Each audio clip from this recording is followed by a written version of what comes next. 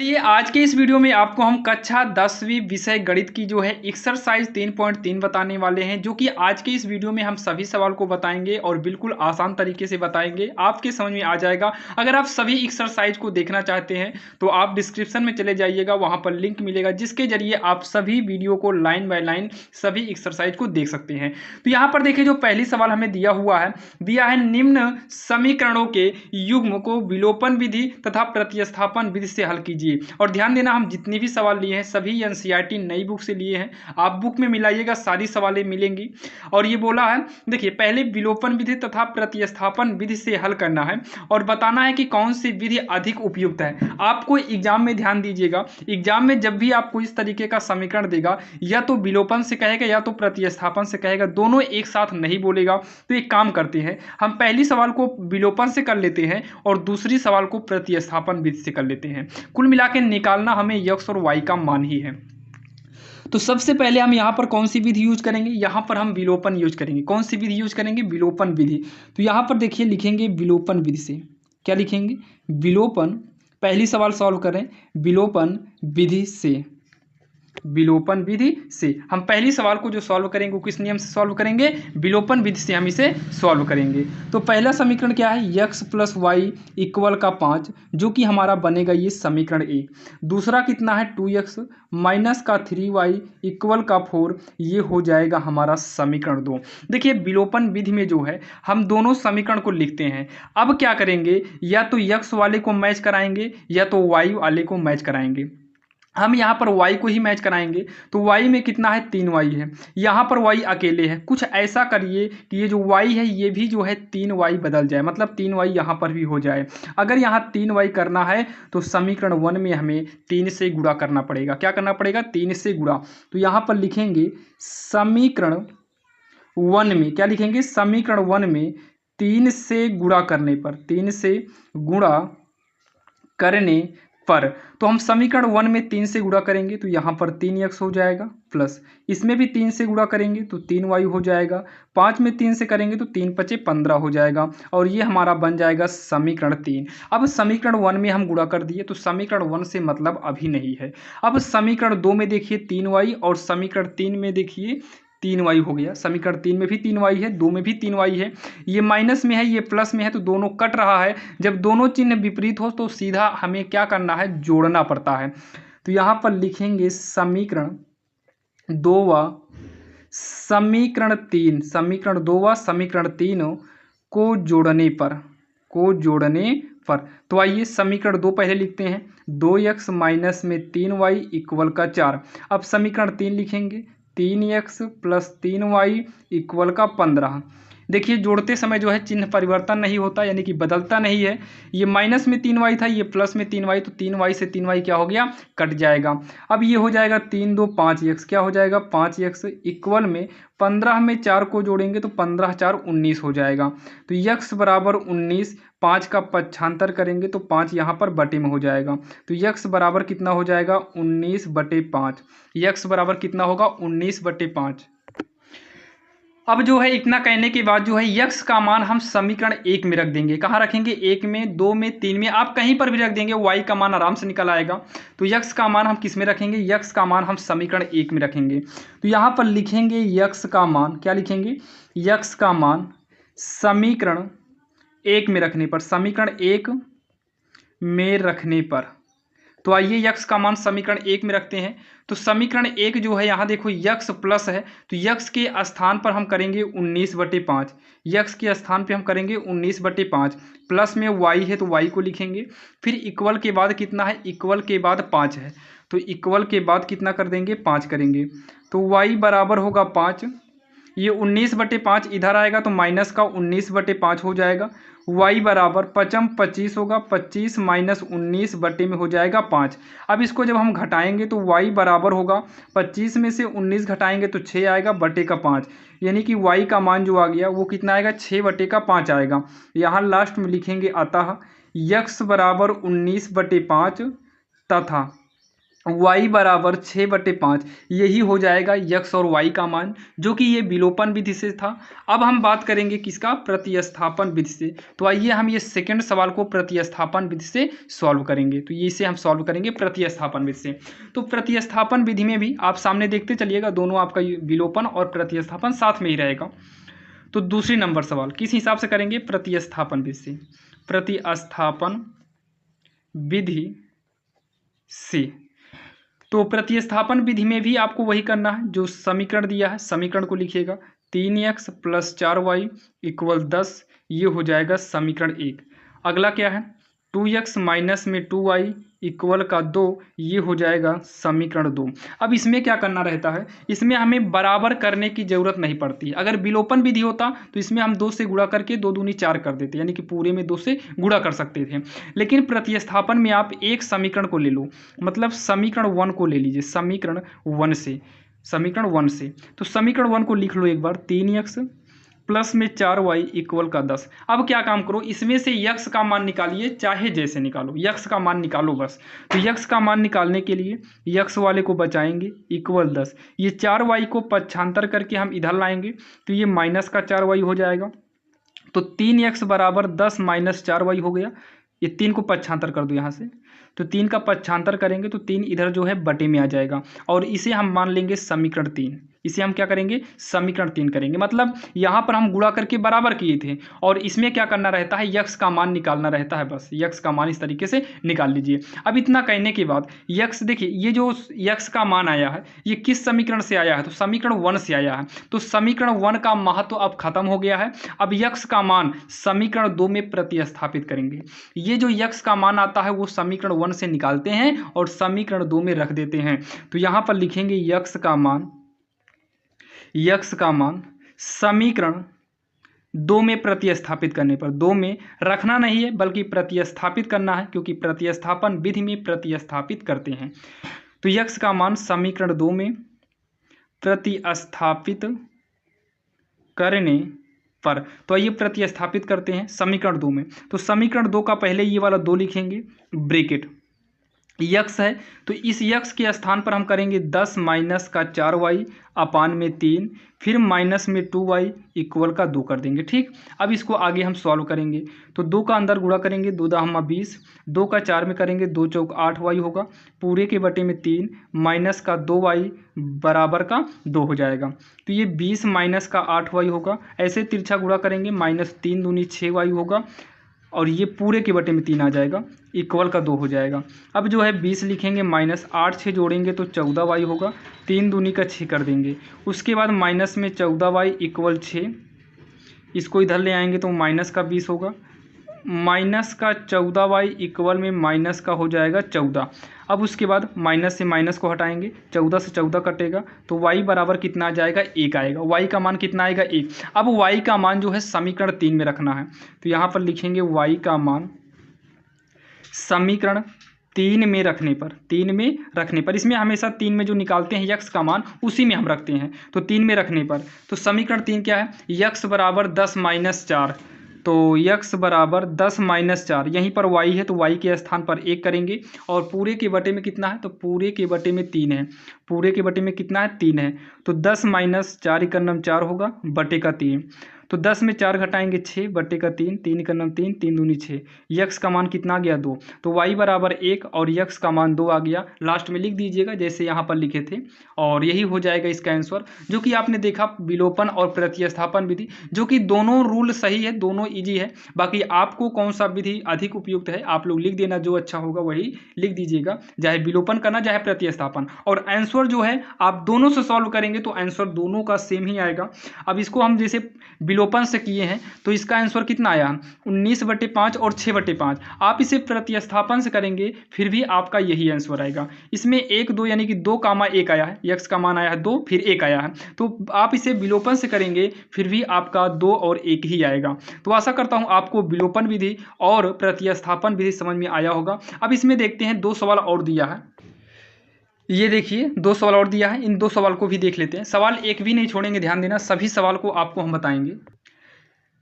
अब यहाँ पर देखिए आपके सामने तीसरी और चौथी सवाल लिए हैं, इसको भी हम सेम उसी प्रकार से करेंगे। एक विलोपन में बताएंगे, एक प्रतिस्थापन में बताएंगे। बाकी आप लोग जो है करिएगा, इसे हम विलोपन में बताएंगे और इसे हम प्रतिस्थापन में ही बताएंगे। तो सबसे पहले हम इसको सॉल्व करते हैं, ये वाली सवाल। तो पहले हम समीकरण बनाएंगे 3x minus 5y minus 4 equal 0 है। देखिए रूल के हिसाब से x और y एक तरफ होना चाहिए, ये गिनती इक्वल के इधर करना पड़ेगा क्योंकि आपने पहले देखा था। तो विलोपन का रूल होता है x y एक तरफ करिए और 4 को उठाकर इक्वल के बाद करो। तो ये हो जाएगा 3x माइनस में 5y इक्वल के इधर लाएंगे। 0 का मतलब कुछ भी नहीं होता है, माइनस 4 इधर आएगा तो प्लस का 4 बन जाएगा, जो कि ये बनेगा समीकरण 1।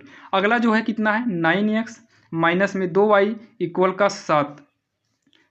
देखिए इसको हम उठा के इधर कर लिए हैं तो 9x को लिखे हैं, इसको इक्वल के इधर किए क्योंकि ये y जो है ये x की तरफ होना चाहिए। तो इसको इक्वल के इधर लाए, माइनस में 2y हो गया, इक्वल के बाद कितना कर दिए 7, और ये बन जाएगा हमारा समीकरण 2।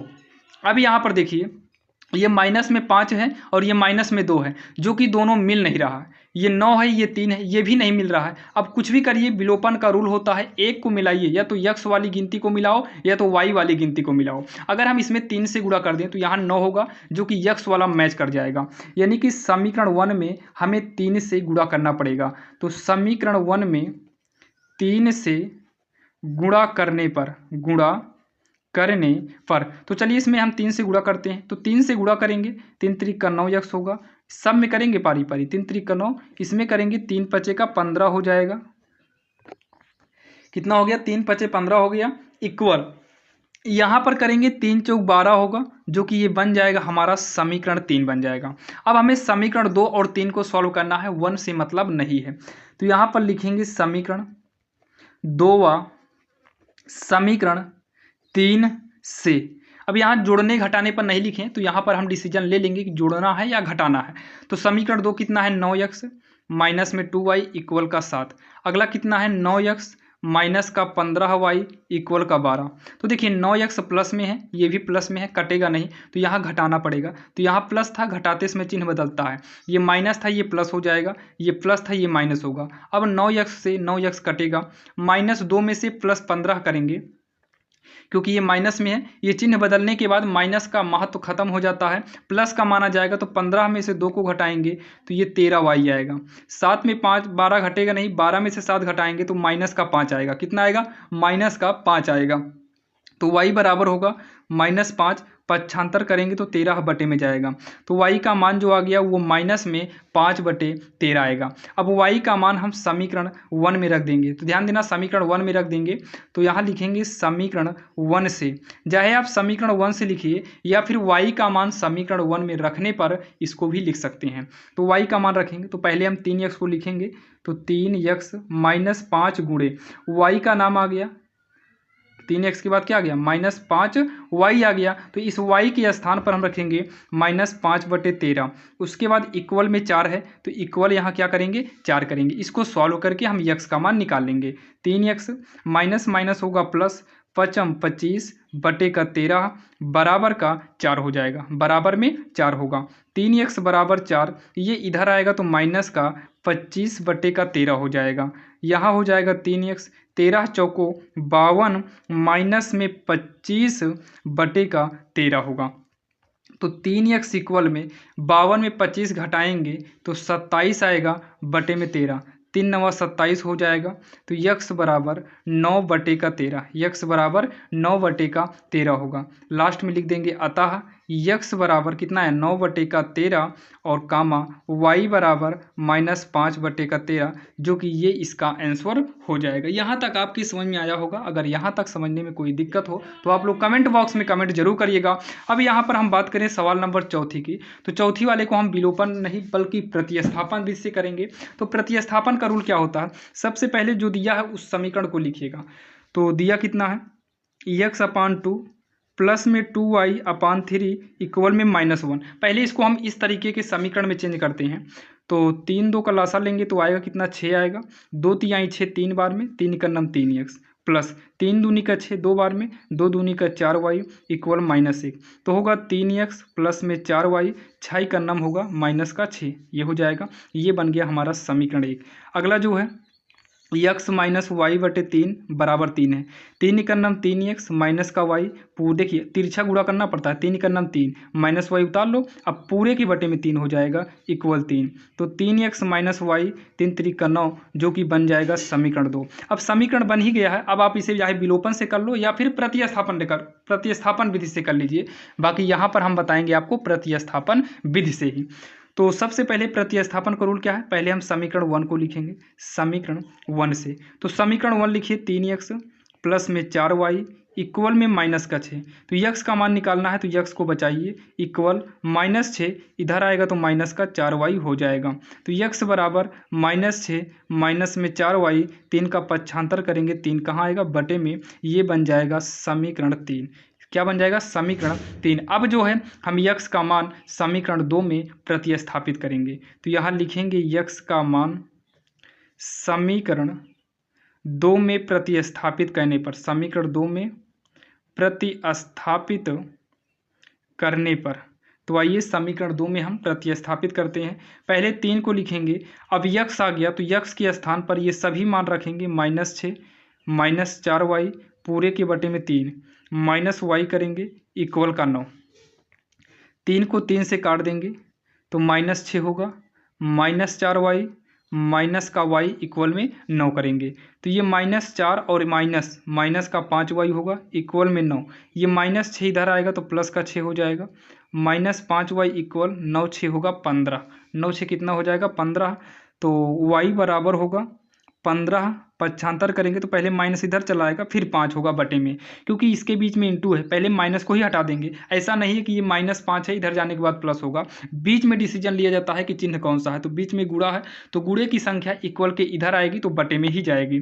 5 का नाम 5, पंतियाई का 15 होगा।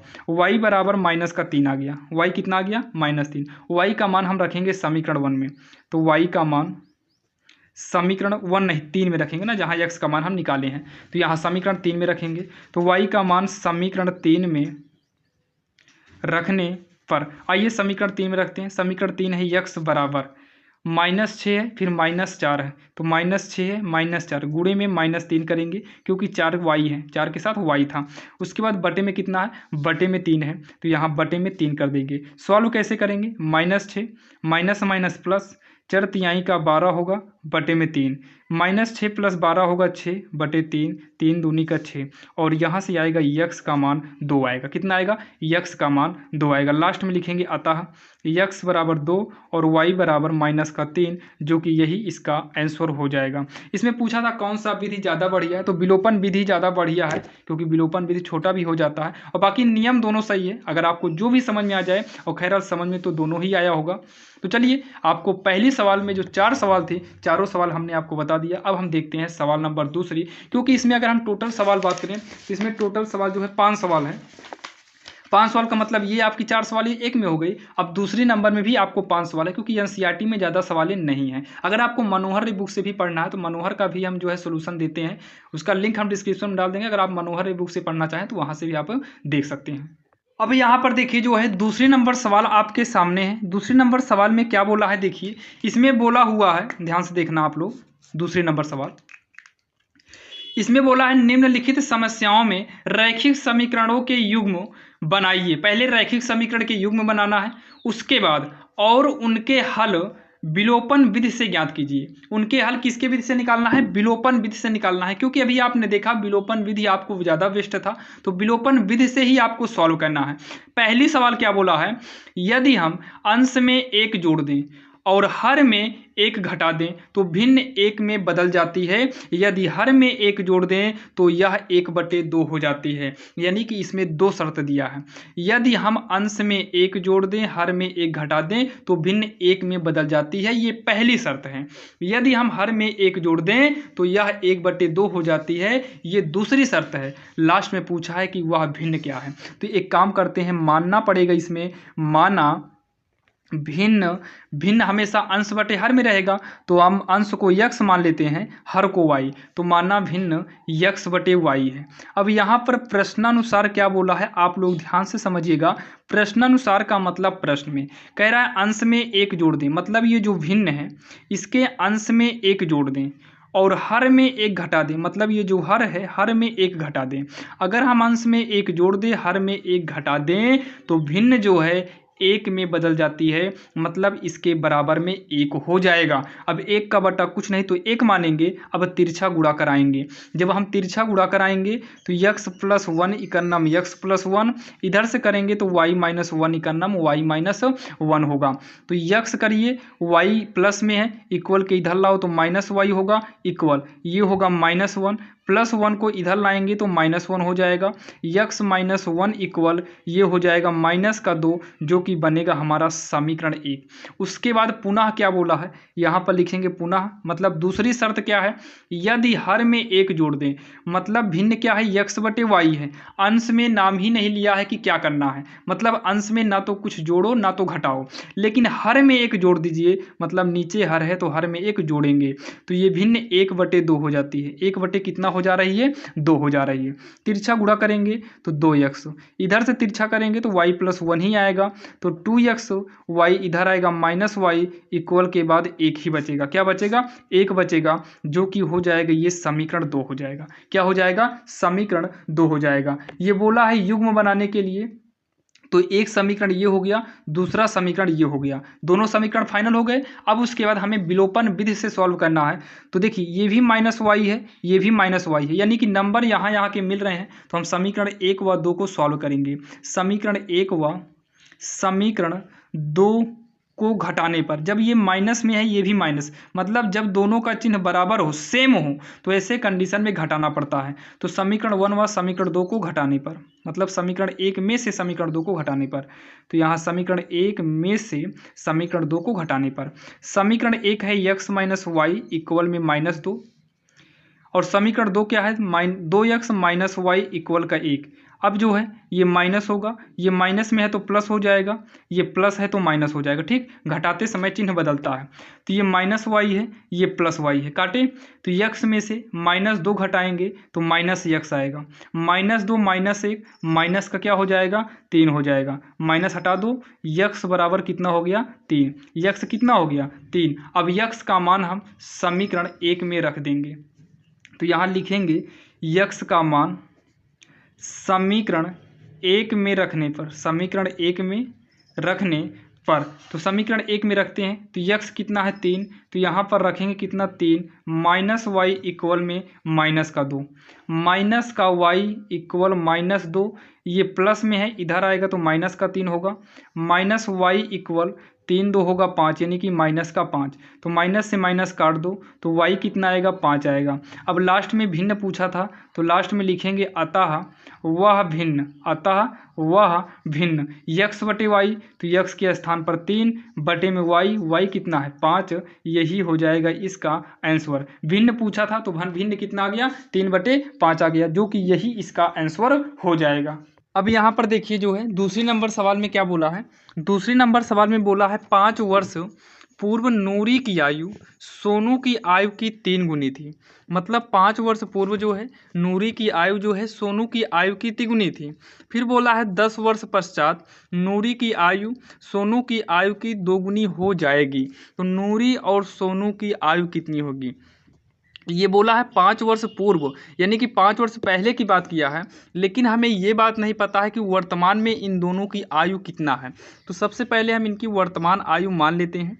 तो यहाँ पर देखिए मानेंगे, माना नूरी की वर्तमान आयु, क्या लिखेंगे, माना नूरी की वर्तमान आयु x वर्ष है, कितना है, x वर्ष है, तथा नूरी की बात क्या है, सोनू है, तो नूरी की आयु वर्तमान कितना है, x मान लिए, और सोनू की वर्तमान आयु y मान लेंगे, सोनू की वर्तमान आयु y वर्ष है, कितना है, y वर्ष है, इनको x माने और उनको y मान लिए हैं। ध्यान से सुनिएगा, प्रश्नानुसार क्या बोला है, प्रश्नानुसार देखिए प्रश्नानुसार बोला है 5 वर्ष पूर्व नूरी की आयु सोनू की आयु का तिगुना है।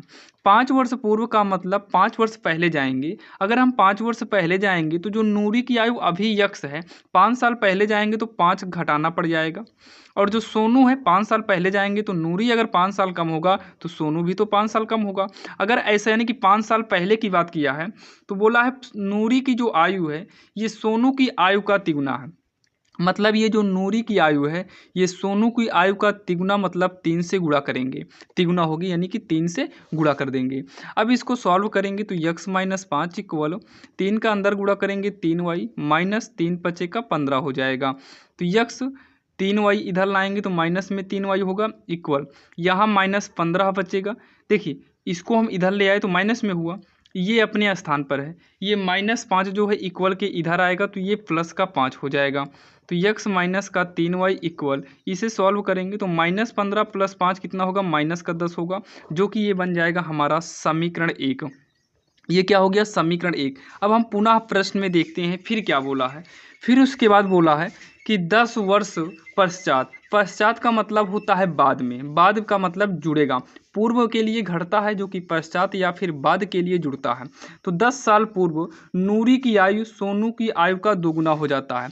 10 साल क्या बोला है, 10 साल पश्चात यानी कि बाद, यानी कि जब 10 साल आगे की बात करेंगे तो नूरी की आयु में 10 जुड़ेगा और सोनू की आयु में भी 10 जुड़ेगा। क्यों, क्योंकि 10 साल की बात किया है। तो पुनः प्रश्न अनुसार क्या हो जाएगा, यक्स प्लस 10 और वाई प्लस 10। अगर ऐसा कंडीशन होता है तो यहाँ पर देखिए सोनू की आयु का दोगुना, मतलब सोनू की आयु में हम क्या करेंगे, 2 गुना।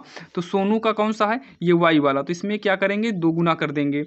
तो होगा यक्स प्लस में 10 इक्वल 2 का अंदर गुणा करेंगे तो 2y, 2 का अंदर करेंगे 2 दहम्मा 20 हो जाएगा।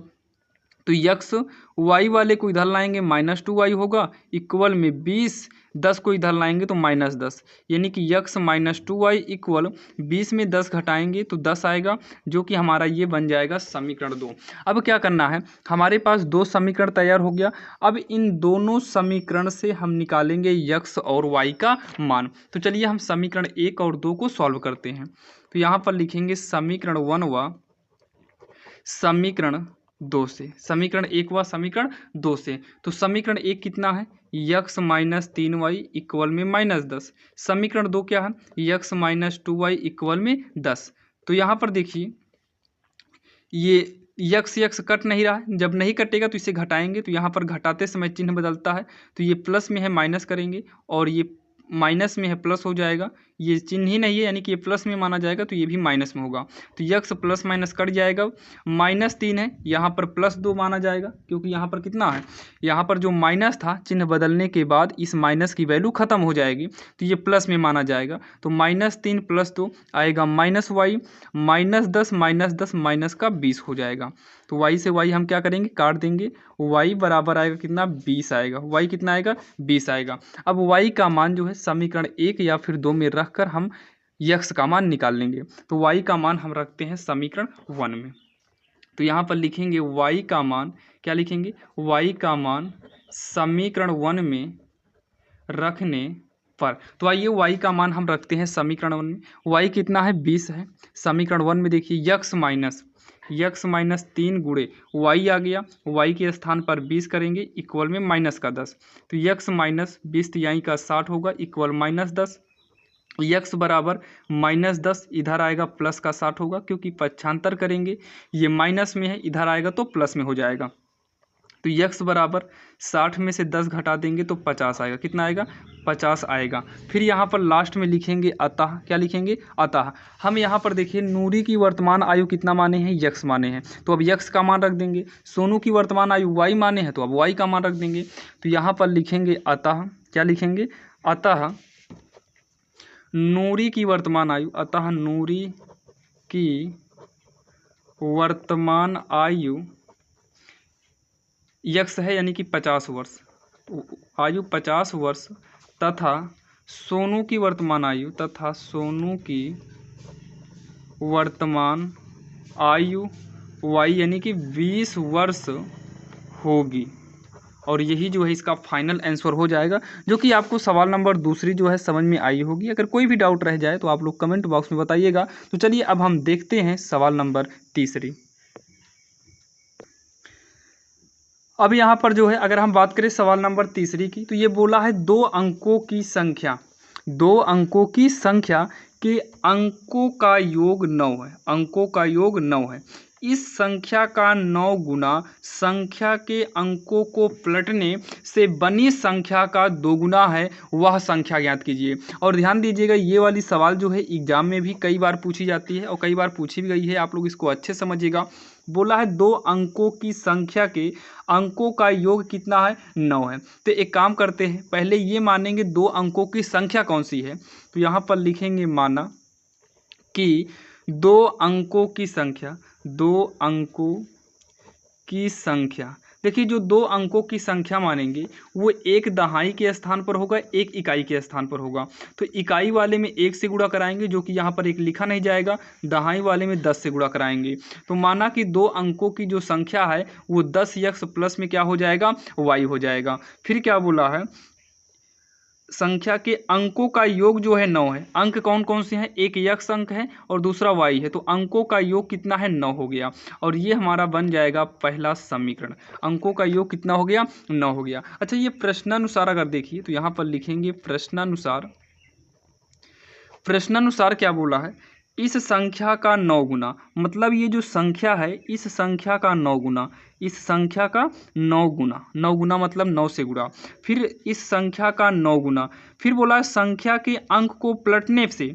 तो संख्या के अंक को पलटिए, मतलब y और x को पलटना है। तो 10y प्लस में x हो जाएगा। ध्यान देना, केवल हमें अंक पलटना है, इकाई दहाई नहीं पलटना है। तो x और y चेंज हो जाए, क्योंकि अंक x और y अंक है।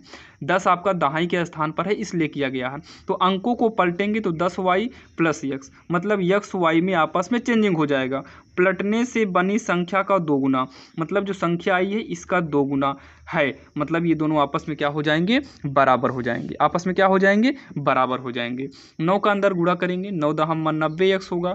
9 से करेंगे तो 9y होगा, इक्वल 2 से करेंगे 2 दहम्मा 20y होगा। 2 से करेंगे 2 एकन्नम 2x हो जाएगा। ठीक, अब यहाँ पर 90x है तो x वाले को इधर ले आओ तो माइनस का 2x होगा। यहाँ पर 20y है तो y वाले को इधर लाओ, माइनस में 9y होगा। इसको घटाएंगे तो 88x आएगा और इसको घटाएंगे तो 11y आएगा। तो 11 का नाम 11, 11 88 हो जाएगा। तो ये हो जाएगा 8x इक्वल में y होगा, कितना होगा, y। और इसको आगे पीछे करेंगे तो y बराबर 8x और ये बनेगा समीकरण 2, जो कि यहाँ पर y का मान है। तो y का मान उठाइए समीकरण 1 में रख दो। कहाँ रख दो, समीकरण 1 में रख दो। तो यहाँ पर लिखेंगे y का मान समीकरण 1 में रखने पर। तो आइए y का मान कहाँ रखेंगे, y का मान समीकरण 1 में। तो 1 क्या है, पहला नंबर तो आप x लिख लो, प्लस y की बात आ गई तो y के जगह पर 8x कर देंगे बराबर का 9। तो 8 है, कितना हो जाएगा, 9x। कितना होगा, 9x बराबर 9। 9 से 9 कटेगा एक बार में, तो x इक्वल कितना आएगा, 1 आएगा। x कितना आएगा, 1 आएगा। अब x का मान यहाँ पर रख कर y निकाल लो। तो यहाँ पर रखेंगे तो y बराबर 8 गुणे x के स्थान पर 1 करेंगे तो y बराबर 8 का नाम कितना आ जाएगा, 8 आ जाएगा। अब यहाँ पर लास्ट में हमें क्या चाहिए, संख्या। तो लिखेंगे अतः संख्या।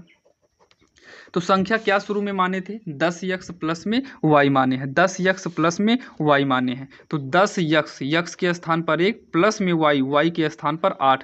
तो ये होगा 10 एकन्नम 10 प्लस में 8, 10 8 कितना हो जाएगा, 18। और यही जो है इसका आंसर हो जाएगा, यही क्या हो जाएगा, इसका आंसर हो जाएगा, जो कि काफ़ी आसान सवाल थी और आपके समझ में आ गई होगी। तो ये सवाल नंबर कौन सी थी, तीसरी थी, जो कि आपकी समझ में आया होगा। अब हम बात करने वाले हैं सवाल नंबर चौथी की, जो कि काफ़ी इंपॉर्टेंट है और एनसीईआरटी बुक की है। तो एनसीईआरटी से ही तो आपको एग्जाम में भी पूछता है। अब यहाँ पर देखिए जो है चौथी नंबर सवाल जो है इसमें क्या बोला है, मीना 2000 रुपये निकालने के लिए एक बैंक गई। मतलब मीना नाम की कोई लड़की थी जो 2000 रुपये निकालने के लिए बैंक गई, मतलब 2000 रुपये उसको पैसा निकालना था और वो बैंक गई। उसने उसने खजांची से 50 रुपये और 100 रुपये के नोट देने को कहा। मतलब 50 का नोट और 100 का नोट, उसने कहा कि हमें 50 और 100 का ही नोट दीजिएगा, इसके अलावा कोई दूसरी नोट मत देना। मीना ने कुल 25 नोट प्राप्त किए। कितने नोट प्राप्त किए? 25 नोट। ज्ञात कीजिए कि उसे 50 रुपये और 100 रुपये के कितने कितने नोट मिले हैं। और जो भी पूछा है उसी को हम यक्स मानते हैं। 50 रुपये का नोट कितना है और 100 का नोट कितना है? तो एक काम करते हैं, माना 50 रुपये के नोटों की संख्या, 50 रुपये के नोटों की संख्या यक्स है। कितना है? यक्स है। तथा 100 रुपये के नोटों की संख्या, नोटों की संख्या वाई है। ठीक, 50 के नोटों की संख्या कितना है? यक्स है। और 100 रुपये के नोटों की संख्या कितना है? वाई है। और कुल नोट कितने प्राप्त किए हैं? कुल 25 नोट प्राप्त किए हैं। मतलब यक्स और वाई बराबर कितना पाई है? 25 नोट टोटल पाई है। तो 50 के यक्स हैं, 100 के वाई हैं, तो दोनों को मिलाएंगे तो टोटल नोटों की संख्या कितना हो गया? 25, जो कि बन जाएगा समीकरण 1। अब यहाँ पर देखिए, ये तो हमें टोटल हो गया। अब उसके बाद अगर देखा जाए तो ये सवाल में ही बोला है 50 रुपये और 100 रुपये के नोट ली है। कितना ली है? 50 रुपये के नोट ली है। कितना ली है पता नहीं है, लेकिन मान लो 50 रुपये के यक्स नोट ली और 100 रुपये के वाई नोट ली। अगर इतना ली है तो इसका जो टोटल रेट आ रहा है वो 2000 रुपये निकाल रही है। कितना निकाल रही है? टोटल 2000 रुपये निकाल रही है।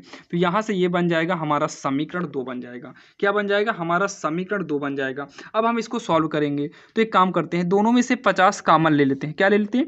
50 कामन। तो ये हो जाएगा यक्स प्लस 50 गया तो 2 वाई बचेगा इक्वल में 2000। तो ये 50 से काटेंगे तो पहले एक जीरो से एक जीरो कट जाएगा, फिर 5 चौक 20, 5 जीरो जीरो, मतलब 40 बार में कटेगा। तो यक्स प्लस 2y इक्वल का 40 होगा, जो कि यहाँ नहीं बल्कि समीकरण 2 आप यहाँ बना लो। समीकरण 2 कहाँ बनाइए? यहाँ पर बनाइए। अब इतना कहने के बाद समीकरण 1 और 2 से यक्स और वाई का मान निकालना है। तो समीकरण 1 ऊपर है, समीकरण 2 नीचे है। तो यहाँ पर लिखेंगे समीकरण 1 व समीकरण 2 से। तो समीकरण 1 कितना है? यक्स प्लस वाई इक्वल में 25 है।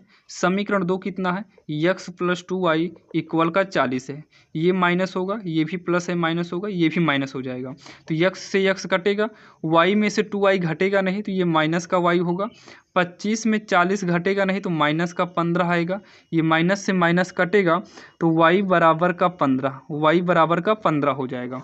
अब y का मान समीकरण 1 में रख कर हम यक्स का मान निकालेंगे। तो समीकरण 1 से तो यक्स प्लस वाई है तो यक्स रहने दो, प्लस वाई के स्थान पर वाई का मान 15 है, इसको रख दो, 15 इक्वल में 25 होगा। तो यक्स बराबर 25, ये इधर आएगा तो -15 होगा, यक्स बराबर 10 हो जाएगा। कितना हो जाएगा? 10 हो जाएगा। अब यहाँ पर लास्ट में लिख देंगे अतः, ये लिखेंगे जो यहाँ पर माने हैं, 50 के नोटों की संख्या माने हैं और 100 के नोटों की संख्या माने हैं। तो यहाँ पर लिखेंगे अतः 50 रुपये के नोटों की संख्या, तो यक्स है तो यक्स के स्थान पर कितना हो जाएगा? 10 हो जाएगा। यहाँ पर 100 रुपये के नोटों की संख्या, इसको हम y माने हैं तो y के स्थान पे 15 कर देंगे और यही इसका जो है आंसर हो जाएगा। यही क्या हो जाएगा? इसका आंसर हो जाएगा, जो कि काफ़ी आसान था और आपके समझ में आया होगा। अगर कोई भी डाउट है तो आप लोग कमेंट बॉक्स में बताइएगा। जो कि ये सवाल नंबर कौन सी थी? चौथी थी। अब हम देखने वाले हैं 5वीं, जो कि इस प्रश्नावली की सबसे लास्ट सवाल होने वाली है। और हाँ, सभी प्रश्नावली को देखने के लिए हम डिस्क्रिप्शन में लिंक दे देंगे, वहाँ पर जाकर सभी प्रश्नावली को लाइन से देख लीजिएगा। तो चलिए हम देखते हैं सवाल नंबर 5वीं। अब यहाँ पर देखिए जो है 5वीं नंबर सवाल क्या बोला है? किराए पर पुस्तक देने वाली किसी पुस्तकालय का प्रथम 3 दिनों का नियत किराया है तथा उसके बाद प्रत्येक अतिरिक्त दिन का अलग किराया है। सरिता ने 7 दिन तक एक पुस्तक रखने के लिए 27 रुपये अदा किए, जबकि सुशी ने एक पुस्तक 5 दिनों तक रखने के 21 रुपये अदा किए। नियत किराया तथा प्रत्येक अतिरिक्त दिन का किराया बताइए। तो नियत किराया को हम यक्स मान लेते हैं। तो माना नियत किराया यक्स रुपये है। कितना है? यक्स रुपये है। प्रत्येक अतिरिक्त दिन का किराया तथा प्रत्येक अतिरिक्त दिन का किराया, प्रत्येक अतिरिक्त दिन का किराया, अतिरिक्त दिन का किराया वाई रुपये है। कितना है? वाई रुपये है। ये बोला है, देखिए सरिता ने 7 दिनों के लिए, सरिता ने 7 दिनों तक एक पुस्तक रखने के लिए 27 रुपये अदा किए। ध्यान से आप समझना, सरिता जो है 7 दिन के लिए पुस्तक रखी है, जिसमें से प्रथम 3 दिन का किराया नियत है। कितने दिन का किराया नियत है? 3 दिन का किराया है, 3 दिन का नियत किराया है। तो प्रश्नानुसार ध्यान देना, सरिता कितने दिन जो है रखी है? 7 दिन। 7 दिन में 3 दिन यानी कि जो नियत किराया में चला गया 3 दिन, अब बचा कितना? 4 दिन। तो 4 दिन का किराया वाई रुपये के हिसाब से लगेगा, मतलब 4 वाई। और टोटल कितना रुपये अदा करना पड़ रहा है? 27 रुपये अदा करना पड़ रहा है, जो कि यहाँ देख सकते हो। और ये बन जाएगा समीकरण 2। पुनः प्रश्नानुसार देखिए, जो सुशी है ये 5 दिन में 21 रुपये अदा कर रही है। 5 दिन में, 5 में से 3 दिन आप नियत निकाल दो, बचा कितना? 3 दिन नियत में चला गया, बचा 2 दिन। तो मतलब 2 दिन का किराया वाई के हिसाब से लगेगा, तो ये 21 रुपये अदा कर रही है। ये 7 दिन का था, तो इसलिए यहाँ पर 3 दिन का निकला, फिर भी 4 बचा। और ये 5 था, 3 दिन का निकाल दो, 2 ही दिन का बचा। ध्यान दीजिएगा। अब हम दोनों समीकरण को सॉल्व करेंगे, समीकरण 1 व समीकरण 2 से। तो यहाँ पर लिख देंगे समीकरण 1 व समीकरण 2 से।